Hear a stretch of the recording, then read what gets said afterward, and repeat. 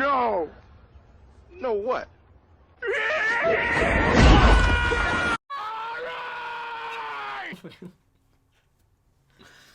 Hubie Halloween. Let's go. All right.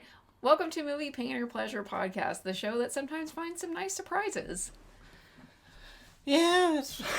We are talking about Hubie Halloween, which we finally watched. It came out in 2020, and according to an article I just read, was the most streamed movie on Netflix in 2020, and it came out in October, so that's a pretty big record. And I was thinking, that's the same year we watched Tiger King and everything else.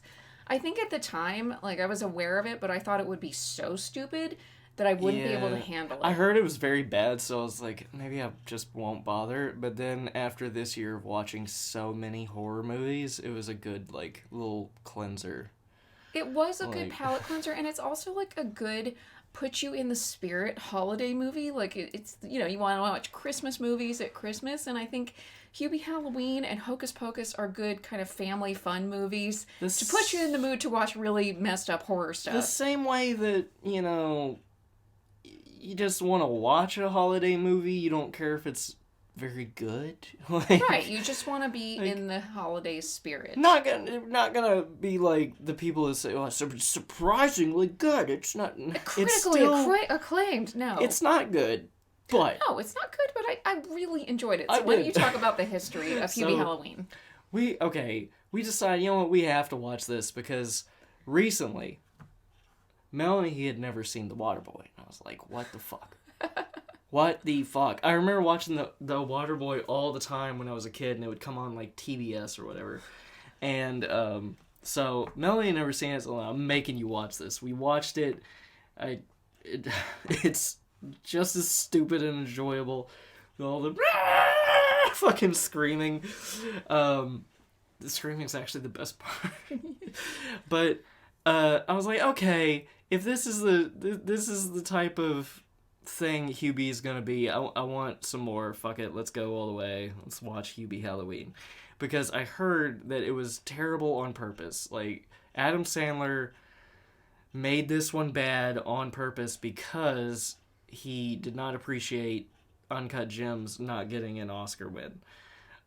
Don't know how real that is. It might have just been a joke, because this obviously isn't his worst one, but it has a lot of his Adam Sandler universe things. Yeah, I mean, this really was kind of a love letter to Adam Sandler movies, and it was the culmination of, like you said, the Adam Sandler universe. They brought back a lot of people, Julie Bowen is in it. I think Rob Schneider's in it. Ben Stiller has a small role in it. It's very silly. I can't remember right now, but I think they used certain lines from some of his movies. O'Doyle rules! Yes, he said O'Doyle rules. And then there was the screaming. Yeah, there's one part where they're throwing food at him, and his daughters are in the movie, so he likes to bring back his friends, and it's very, very silly. At the beginning, you see somebody has escaped from a mental hospital, and Ben Stiller's kind of the douchey night nurse, and he goes in, and it's you see a lump under the bed, and it's Jell-O and hot dogs. So that's the kind of movie you're going into. Which is extremely stupid. But it's funny. I don't know why. It's...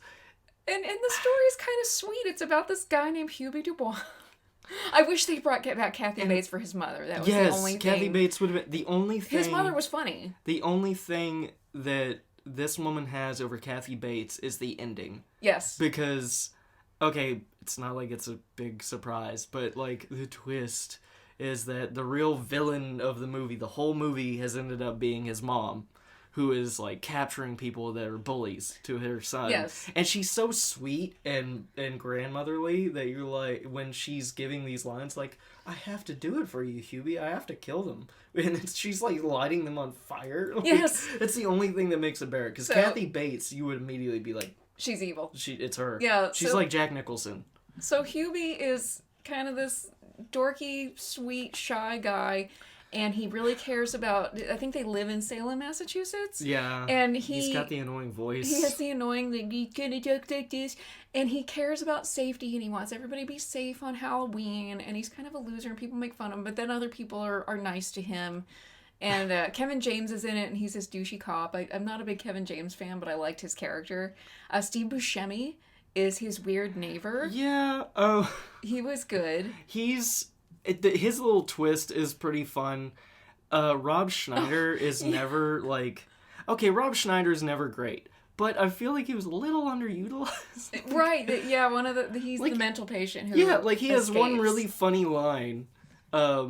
Whenever they get captured, they're the villains of the movie. You're waiting for them to be the guys that are like grabbing people and killing them or whatever. And it turns out they're both just weird. Like they're mental institution people, but they're not like Michael Myers, like I'm super strong. They're not really harmful. Weird. And Rob Schneider's just like, yeah, man, I've just been spending all my day walking around pissing on stuff, like.